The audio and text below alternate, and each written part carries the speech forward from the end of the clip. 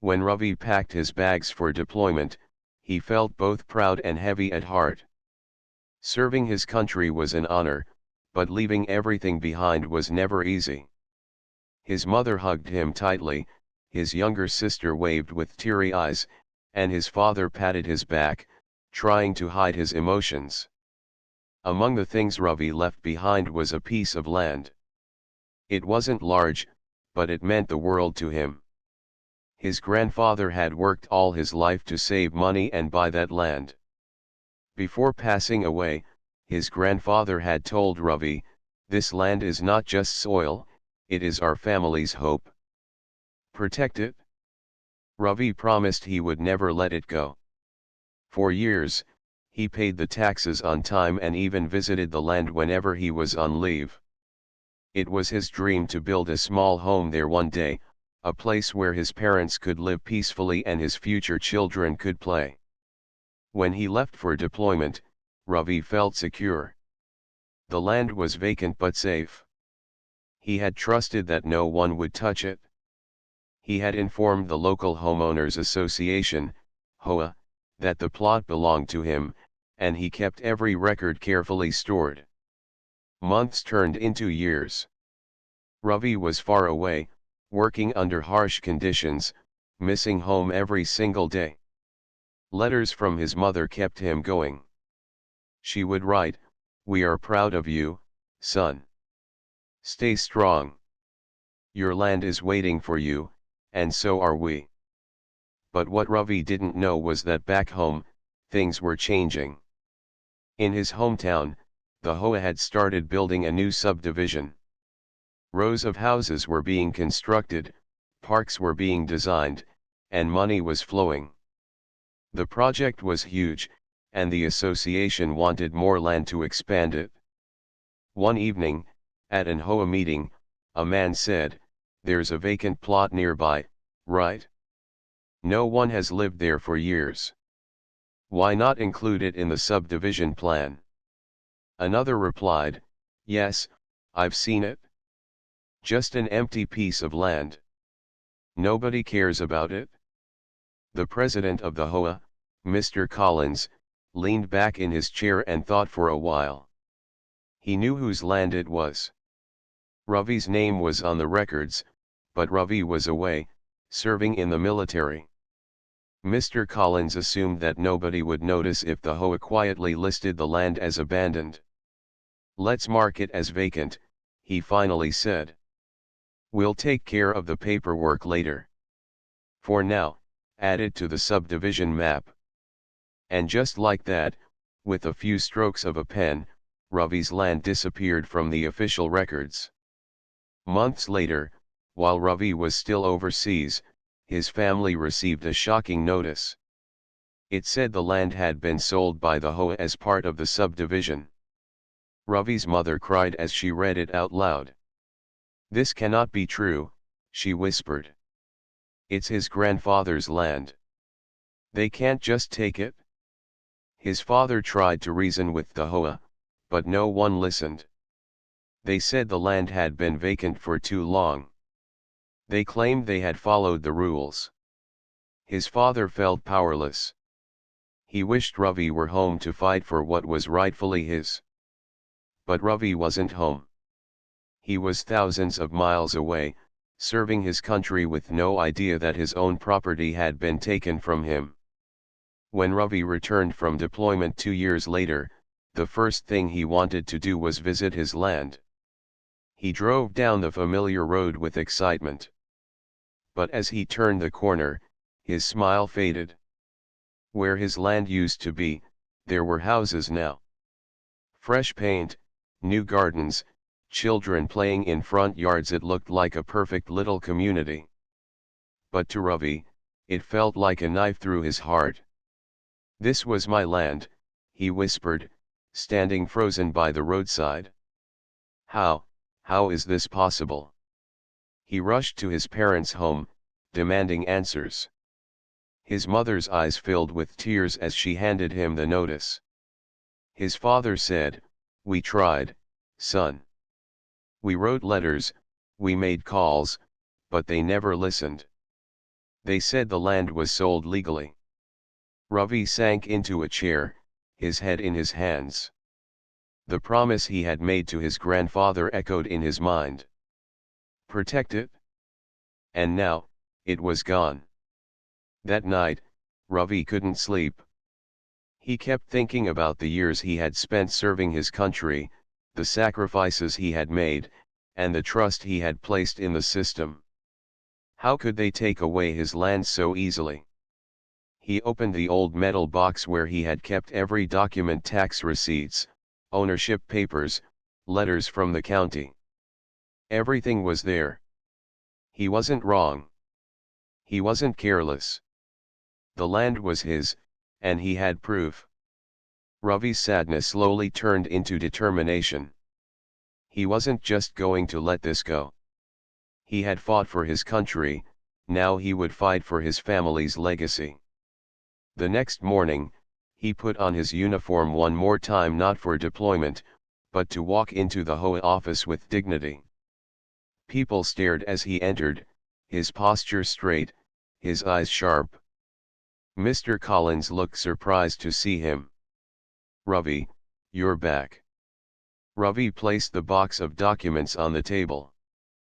His voice was calm but firm. "You sold my land while I was away serving. You called it vacant. But this land was never abandoned. It was mine, and I have the proof." The room went silent. Everyone felt the weight of his words. And in that silence, Ravi realized this battle was only beginning. Ravi stood in the HOA office, his documents spread across the table. The room was filled with board members who avoided his eyes. They shifted in their chairs, uncomfortable with the sight of a man in uniform who had given years of his life to serve his country, only to return home and find his family's land taken. Mr. Collins cleared his throat. "Ravi, we understand your concern. But the land was listed as vacant. We followed procedure. The subdivision is already built. Families are living there now. Nothing can be done." Ravi's jaw tightened. He tapped the papers with his hand. "These are tax receipts. Every year, paid on time. This is the deed with my name on it. Vacant does not mean abandoned. You knew this land belonged to me." The board members exchanged uneasy glances. A woman on the board whispered, "He has a point." But Collins quickly silenced her with a sharp look. "Ravi," Collins said in a rehearsed tone, "sometimes mistakes happen. But the homes are already sold. It's too late." Ravi leaned forward. His voice was calm but carried strength. "When I was away, I trusted this community to protect my rights as much as I was protecting their freedom. You took advantage of my absence. This is not just a mistake. This is theft." The room went quiet again. Nobody spoke. Nobody dared to challenge Collins. Ravi gathered his documents, looked each of them in the eye, and said, "This is not over." Back home, Ravi's parents were worried. His mother placed a hand on his shoulder. "Son, they are powerful people. They have money, lawyers, and influence. We are just simple folk. How will you fight them?" Ravi smiled faintly. "I didn't fight for my country with money. I fought with courage. And courage is still with me." He began his research. Late at night, he read through property laws, scanned old letters from the county office, and compared signatures. Every page reminded him of his grandfather's words, "This land is our hope." Soon, he discovered something interesting. The HOA had filed a document labeling the land as abandoned, but the date was during the time he was deployed overseas. Ravi realized they had deliberately waited until he was gone to make their move. "That's not just unfair," Ravi said to himself, "it's unlawful." The next step was to seek help. Ravi reached out to a local lawyer, Mr. Harris, who had once been a friend of his father. Harris listened carefully, then said, "You have a strong case. But this won't be easy. The HOA will try to drag this out. They'll use every trick to protect themselves." Ravi nodded. "I don't care how long it takes. I gave years of my life to defend strangers. I will give more years to defend my family's land." Harris admired his determination. "Then let's prepare. You have the documents. You have proof of tax payments. And most importantly, you have witnesses. Your neighbors know the land was yours." Days turned into weeks. Ravi knocked on doors, spoke to people in the town, and explained what had happened. Some were hesitant to get involved, but many felt sympathy. "I remember you visiting that land every year," one old neighbor said. "It was never abandoned. I'll speak up for you." Another said, "If they can take your land, they can take anyone's. This is not right." Slowly, Ravi's quiet fight began to gather support. People respected his service and his honesty. They saw the injustice clearly, and many wanted to stand beside him. Meanwhile, Collins was getting nervous. He called an emergency HOA meeting. "We cannot let this man damage our reputation," he said. "If the public sides with him, we'll lose everything. We need to pressure him to drop the case." One board member hesitated. "But what if he's right? What if we really did make a mistake?" Collins slammed his hand on the table. "We didn't make a mistake. We made a decision. And he will not undo it." The first legal hearing came a month later. Ravi walked into the courtroom in his uniform, documents neatly stacked in his arms. His parents sat behind him, nervous but proud. Harris stood at his side, calm and prepared. On the other side, Collins and the HOA's lawyers whispered among themselves. They looked confident, but there was tension in their eyes. The judge asked Ravi to present his case. He spoke with honesty and clarity. "Your Honor, this land was my family's for generations. While I was deployed, serving the nation, the HOA sold it as if it were empty and worthless. But it was never abandoned. I have the proof here." He handed over the documents, deeds, receipts, letters. Every paper told the same story: the land was his, and he had cared for it faithfully. The courtroom was silent as Ravi's words echoed.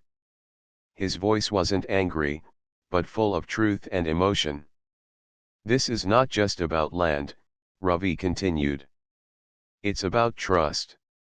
If those who serve can return home only to find their homes stolen, then what kind of community do we live in?" The judge nodded thoughtfully. "We will review this carefully." That evening, as Ravi walked out of the courthouse, several townspeople shook his hand. "We're with you," one said. "Don't give up." Ravi smiled for the first time in weeks. He felt the strength of his community beside him. The fight was far from over, but he knew he was no longer alone. He looked up at the night sky and whispered, "Grandfather, I will keep my promise. I will protect our land." And deep in his heart, Ravi knew that the silent fight had just begun, and it was already becoming louder. The courthouse hearing left a quiet storm behind. For the first time, people outside the neighborhood started talking about Ravi's case. Local newspapers wrote small articles: "Soldier returns to find land taken by HOA." Some people read it with shock, others with disbelief. Ravi's parents clipped one of the articles and placed it on the kitchen table. His mother said softly, "People are beginning to notice. This could help." But with attention came pressure. Inside the HOA office, Collins was furious. He slammed the newspaper against the table. This is bad for us. The man is turning into a hero. If the court sides with him, we could lose more than just one piece of land. Our entire subdivision project will be at risk. One board member nervously asked, "But, isn't it possible that we went too far?" Collins glared. "Don't start questioning now. What's done is done. We must protect ourselves. If the public believes him, we'll be ruined." He leaned forward, lowering his voice. "We will find a way to silence him. If he keeps fighting, then we'll bury him under paperwork and delays until he gives up." That same week, Ravi began to feel the weight of the HOA's pushback. Letters arrived at his door, thick envelopes filled with legal notices. Every day there was something new, a challenge about his taxes, a complaint about his paperwork, a demand for more evidence. His father frowned as Ravi sorted through the pile one night.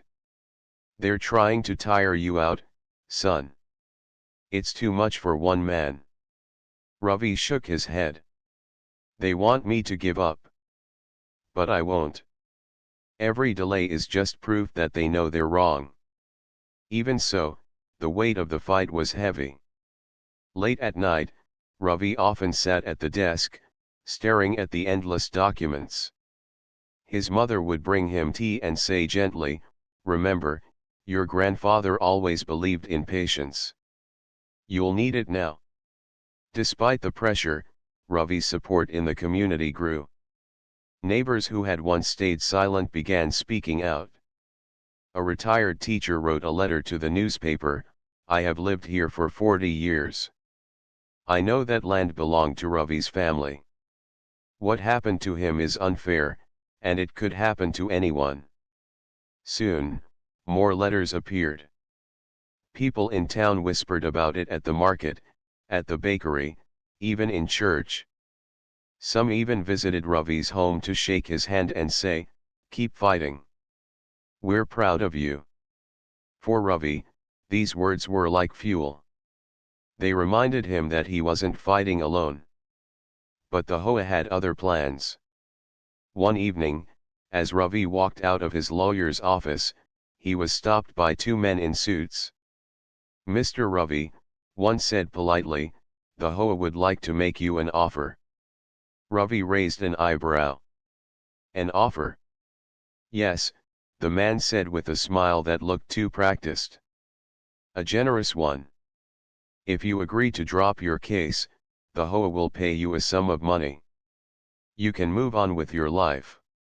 No more court, no more stress."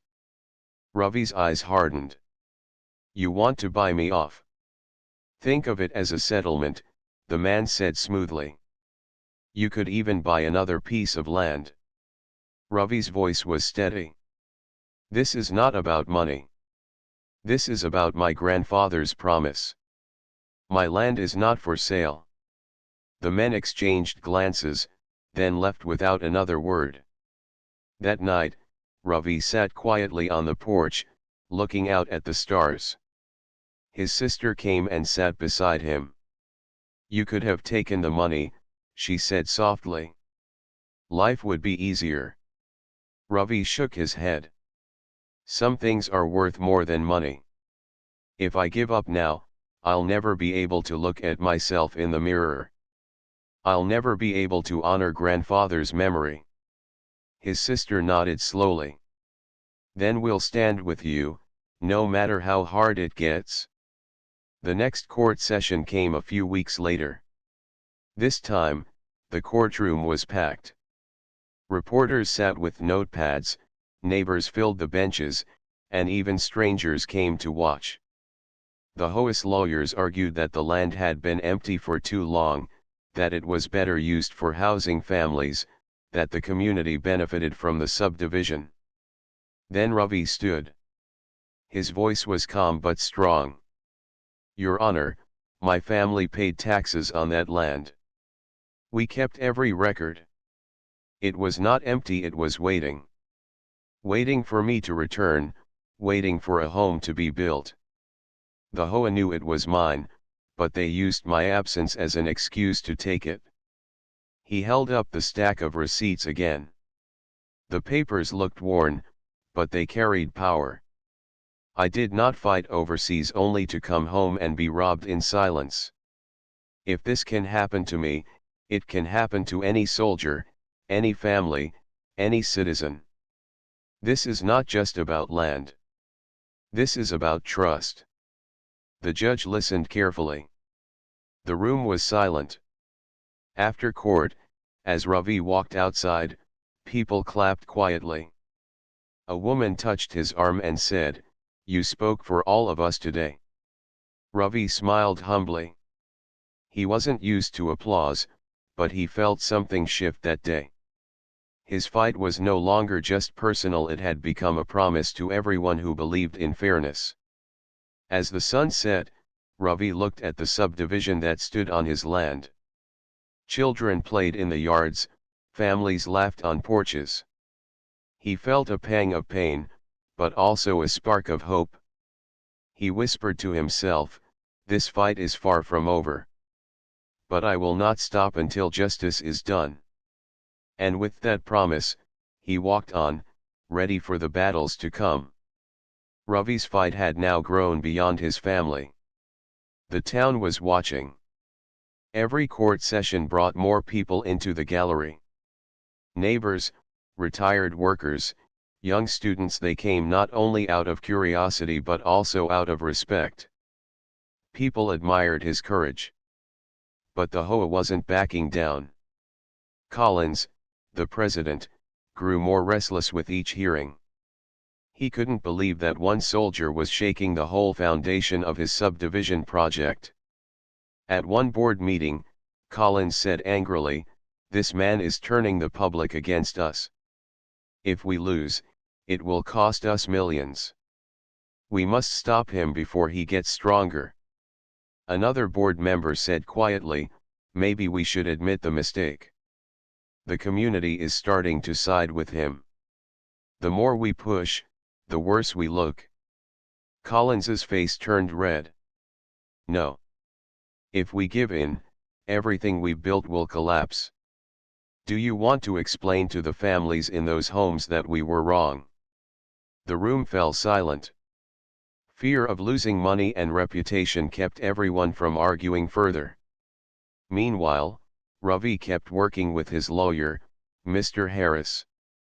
Each night, the two men sat at the old wooden table in Ravi's parents' house, papers spread across the surface. Harris sighed one evening. "Ravi, you have a strong case, but you must be ready. They will drag this out for years if they can. They will try to wear you down." Ravi nodded. "I understand. But I've faced worse battles. This one I can fight with patience." Harris smiled slightly. "That patience may be your greatest weapon." One day, Ravi received a letter that surprised him. It wasn't from the HOA or the court. It was from a group of local veterans. "We read about your struggle," the letter said. "We know what it means to serve and then come home to face hardship. You are not alone. We stand with you." Attached were signatures of dozens of veterans who lived across the county. Ravi read the letter aloud to his family. His mother's eyes filled with tears. His father, usually quiet, said proudly, "See? You've already inspired people beyond this town." Soon after, a group of veterans visited his home. They shook his hand firmly, each one thanking him not only for his service but also for his courage to fight for justice. "We know what it feels like," one man said. "To give years of your life and return to find things aren't as they should be. We'll help you. Whatever you need." Ravi felt a warmth in his chest. For the first time, he realized he wasn't only fighting for his grandfather's land, he was carrying the voice of many others who had been silent too long. The next court session brought an even bigger crowd. Not only townspeople but also veterans sat in the benches. Some wore old uniforms, others wore simple jackets, but their presence carried weight. When Ravi entered the courtroom, he noticed Collins' frown at the sight. The HOA's lawyers whispered nervously. During the session, Harris presented new evidence, a timeline showing that the HOA had filed their vacant claim just days after Ravi's deployment papers became public. The judge raised an eyebrow at the detail. Ravi then stood, speaking softly but clearly. "Your Honor, this is not just about me. It is about fairness. When those who serve are away, their families should not live in fear of losing what belongs to them. This land is not just soil. It is memory, promise, and trust." From the benches, a veteran called out respectfully, "He speaks for all of us." The judge tapped his gavel for order, but the words had already settled in the air. That evening, reporters outside the courthouse asked Ravi questions. Microphones surrounded him, cameras clicked, but Ravi stayed humble. "I am not a hero," he said quietly. "I am just a man trying to keep a promise to his grandfather. I believe in fairness, and I believe that truth will win." The news spread wider now. Regional papers picked up the story. Some even called it the soldier versus the HOA. Back at home, Ravi received messages of encouragement from strangers. Letters arrived daily, some handwritten, some typed.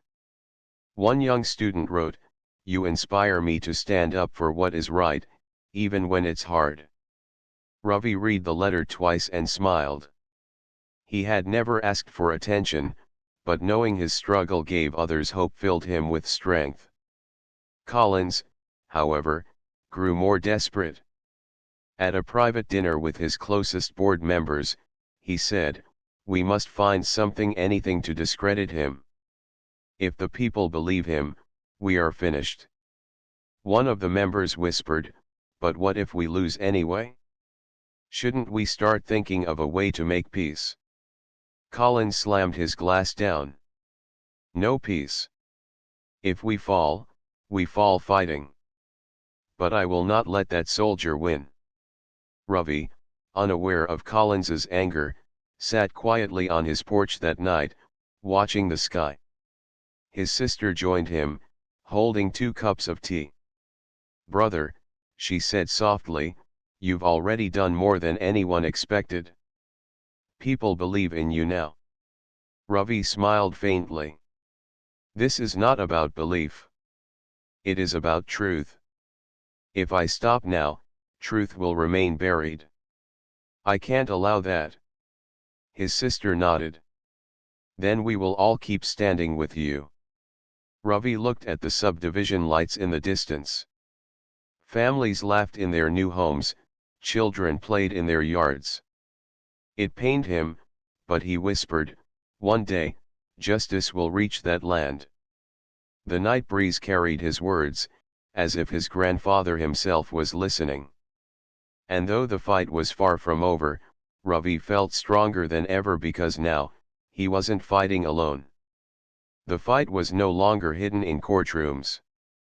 It was on the streets, in newspapers, and even on evening radio. Everyone in town seemed to know Ravi's name now. Some called him a hero, while others whispered doubts. And those doubts came from the HOA itself. Collins, angry and desperate, sat with his lawyers in a dimly lit office. "If we can't silence him with money, we must destroy his reputation," he said. "People see him as a soldier, a man of honor. We need to make them question that honor." One lawyer asked carefully, "But what can we use against him? His record is clean. His service is respected." Collins smirked. "Then we create shadows. We don't need proof. We just need doubt." The very next week, stories began to spread. A small article appeared in the local paper, "Questions surround ownership of vacant land." It suggested that Ravi had neglected the property, that weeds had grown tall, and that neighbors had complained. On social media, anonymous accounts wrote, "If the land mattered so much, why did he leave it empty for years?" Soon, whispers reached Ravi. At the market, he heard two strangers talking. "I heard he left that land to rot. Maybe the HOA did the right thing." Ravi clenched his fists but stayed calm. He knew this was part of their plan to break him down. At home, his mother looked worried. She placed a newspaper on the table. "They're saying ugly things, Ravi. I don't want people to think badly of you."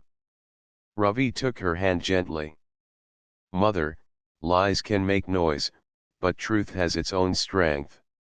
We must not be afraid." His father added quietly, "The louder they shout, the more afraid they are of losing." Mr. Harris, the lawyer, confirmed Ravi's suspicion. "This is a smear campaign.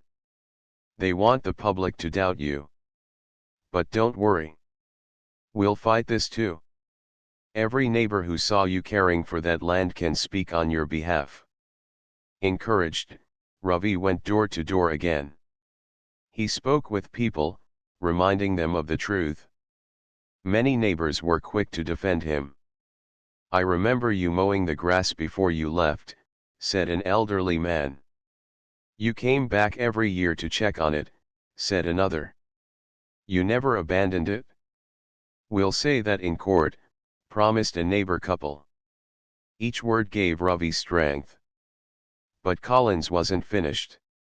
At the next HOA meeting, he stood before the board and said proudly, "The public is starting to question him. Keep the pressure on. Spread the message that we improved the land for the community. Say we brought families and life to an empty space." One member hesitated. "But people are beginning to see through this. The veterans, the townsfolk, they're siding with him." Collins glared. "Then we will fight harder. This is about survival." The following court session was tense. The HOA's lawyer stood and painted Ravi as careless. "Your Honor, the land was neglected. Our association acted in the best interest of the community. Mr. Ravi was away for years, and the land became overgrown. It was unsafe, unattractive, and unfit for the neighborhood." Gasps echoed through the room. Collins smirked as the words sank in. Then it was Ravi's turn. He stood slowly, holding his documents. His voice was steady but full of emotion. "Your Honor, they call my land unsafe. But I have proof of tax payments every year. I visited that land before each deployment. I trimmed the weeds, repaired the small fence, and dreamed of a home there. Ask my neighbors, they saw me. Ask my family, they walked with me there. That land was never abandoned. It was waiting for me, just as my family was waiting for me to come home." He paused, letting his words breathe. "I served far from home, but I never forgot where I belonged. And no smear, no false story, can erase that truth." The room was silent. Slowly, a few neighbors in the benches nodded and whispered in agreement. Outside the courthouse, reporters gathered again. One asked Ravi, "How do you respond to claims that you neglected your land?" Ravi looked straight at the cameras. "My grandfather taught me that land is not measured by grass or fences, but by care and promise. I promised to protect it. I kept that promise. And I will keep it until justice is done." His calm honesty spread across the evening news. Many viewers saw through the HOA smear tactics. Letters of support arrived once more, even stronger than before. Late that night, Ravi sat on the porch with his sister. She brought him tea, as always. "Brother," she said softly, "they tried to paint you as careless, but you only shined brighter. Do you ever feel tired? Ravi smiled faintly. Yes, I feel tired. But I also feel guided. This fight is bigger than me now. Every soldier, every family, every person who has ever been wronged, they are all watching. And I cannot let them down. His sister leaned her head on his shoulder. Grandfather would be proud. We all are. Ravi looked at the stars and whispered again, I will not stop. The smear campaign had failed to break him. Instead, it had made his voice stronger, his promise deeper, and his resolve unshakable. And though Collins planned his next move in anger, Ravi walked into the night with quiet strength, ready for whatever came next. The smear campaign had shaken Ravi but not broken him. In fact, it had strengthened his will. The town now saw clearly, if the HOA had been right, why would they need to spread lies? Why try so hard to silence one man? But Ravi knew lies were only the surface. Somewhere beneath, the real truth was hidden. And he was determined to uncover it. One late evening, Ravi sat with Mr. Harris in the lawyer's small office. The room smelled of old books and paper. Ravi leaned forward and said firmly, they are hiding something. The way they pushed the subdivision so quickly, the way they filed the vacant notice exactly after my deployment, this cannot be just greed. There must be more. Harris nodded slowly. I've been thinking the same. And I requested some county records. They arrived this morning. He pulled out a folder. Inside were scanned copies of permits, signatures, and approvals. Ravi studied them closely. His eyes narrowed. Look at this date, he said. This approval for construction was signed 2 weeks before they filed my land as vacant. Harris tapped the page. Exactly. That means they already planned to use your land before they had any legal claim to it. They didn't just find it empty, they targeted it. Ravi felt his heart pound. So they knew all along. They waited for me to leave, then rushed to grab it? Harris nodded. If we can prove this, it will show intent. And intent is powerful in court. The next days were filled with searching. Ravi and Harris visited the county clerk's office, requesting old records. They found meeting notes from the HOA that were supposed to be private but had been mistakenly filed in public archives. One note shocked them both. It read, Plot 17 will be absorbed into subdivision upon soldier's absence. Vacant claim to be filed. Ravi's hand trembled as he held the paper. They called me the soldier. They knew. They waited. And they planned it?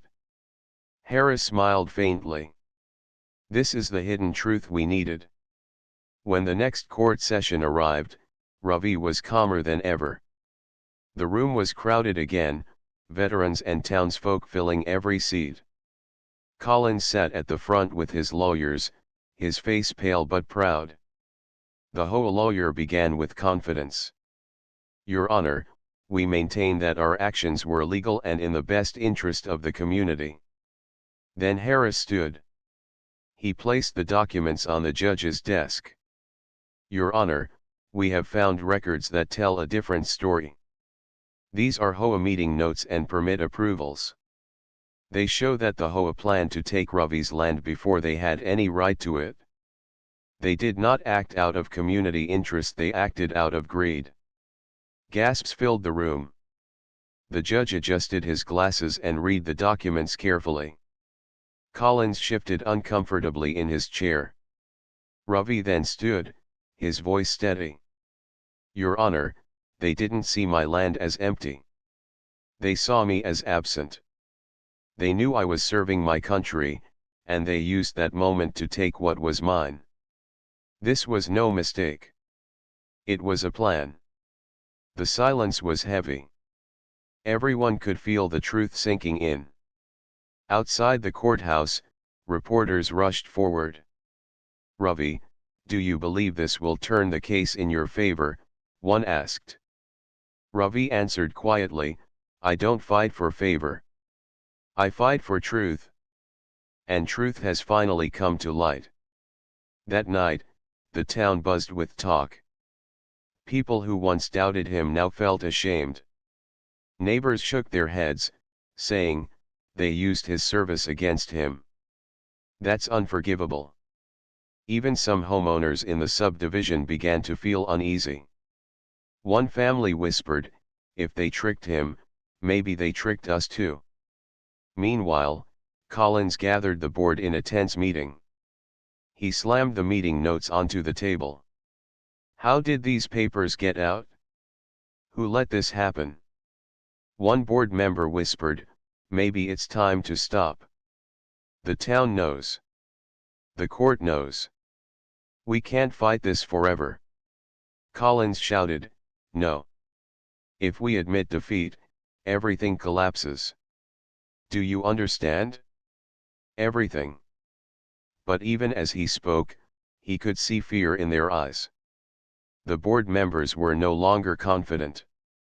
They were beginning to see him not as a leader, but as a man who had led them into trouble. Back at home, Ravi's family celebrated quietly. His mother placed her hands together in prayer, whispering thanks. His father said with pride, the truth was always on your side. Now the world can see it. Ravi, however, remained humble. Sitting on the porch with his sister, he said, this is not the end. They will fight harder. But at least now, the truth is on the table. His sister smiled. And the truth is stronger than any smear or lie. Ravi looked at the subdivision lights in the distance. He could almost hear his grandfather's voice in the night breeze, protect it? Yes, grandfather, Ravi whispered. I will protect it. Until the very end. The hidden truth was out, but the final battle was still ahead. The courthouse was filled again. People stood in the aisles because every seat had been taken. The whole town had come to see how the story would end. Ravi walked in quietly, his head held high but his steps calm. His family sat in the first row. Behind them, veterans in their uniforms nodded with pride. Many townsfolk who once doubted him now whispered prayers for him. On the other side, Collins sat with the HOA board. Their faces were pale, their confidence shaken. For the first time, Collins did not look like a proud leader. He looked like a man who feared losing everything. The judge entered, and the room stood in silence. The session began. The HOA lawyer tried once more to defend their actions. He spoke of paperwork errors and community needs. But his voice lacked strength. Even he seemed to know the truth could not be hidden anymore. Then Harris stood for the final argument. His voice was clear and strong. Your Honor, this is not only about land.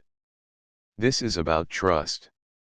My client, Ravi, left his home to serve the nation. In his absence, the HOA took advantage of him. They filed false claims, they planned in secret, and they built over his family's property. They broke not only the law but the bond of community. The land was never vacant. It was protected by history, by family, by sacrifice. And today, it must be returned. He placed his hand gently on the meeting notes, the permits, the letters, every piece of evidence collected. The courtroom was silent except for his voice. Ravi then stood. He did not speak long, but his words carried weight. I don't ask for more than what belongs to me. I only ask for what is fair. My grandfather's land is not just soil, it is memory, duty, and promise. I served my country with honor, and I believe my country's laws will now serve me with the same. His words echoed in the silent room. The judge leaned back in his chair. For a long moment, he said nothing. Everyone waited, hearts beating fast. Then he spoke slowly. This court has reviewed all evidence. The documents show clear intent by the HOA to take land that did not belong to them. The so-called vacant claim was filed with knowledge that the owner was deployed. This was an abuse of power and a betrayal of trust. Therefore, the court rules in favor of Ravi. The subdivision built upon his land is to be repossessed immediately. Full ownership of the property returns to Ravi and his family. Furthermore, damages and legal costs will be charged to the HOA. Gasps filled the room. Some people cried. Others clapped softly until the whole room filled with applause. The veterans stood in respect, saluting Ravi. Collins's face turned red. He slammed his hand on the table, but his own board members avoided his eyes. They were finished. Ravi simply bowed his head. Relief washed over him, not pride. For him, this was not about victory, it was about justice. That evening, the subdivision grew quiet. Some homeowners packed their things. Others approached Ravi, saying softly, "We didn't know the truth. We are sorry." Ravi only nodded kindly. He did not carry anger in his heart. The next morning, Ravi walked across the land. The half-built houses stood like broken shells. For a moment, he felt sadness. So much effort wasted because of greed. But then he smiled. The land was still here, still his family's, still alive. His sister joined him, running her hands across the soil. "It's ours again, Bye," she said with a bright smile. "Yes," Ravi replied. "And we will make it stronger than ever." Weeks later, Ravi invited the whole town for a gathering. People came with food, music, and laughter. Children ran across the open fields. Elders told stories of the past. Ravi stood before them, his voice calm but full of hope. "This land is not only mine. It belongs to everyone who values truth and justice. I will build here not walls of greed but spaces of unity. A community center, a park, a place where every family can gather without fear." The crowd cheered. Neighbors hugged one another. For the first time, the land felt alive with joy, not conflict. That night, under the stars, Ravi sat quietly. His mother placed her hand on his shoulder. "You kept your grandfather's promise," she whispered. Ravi looked up at the sky and smiled. "I only followed his voice." The land was never just property. It was a promise. And now it is safe. His heart was full. Not of anger, not of revenge, but of peace. The long battle was over. The truth had won. And the land, his family's land, was home once again.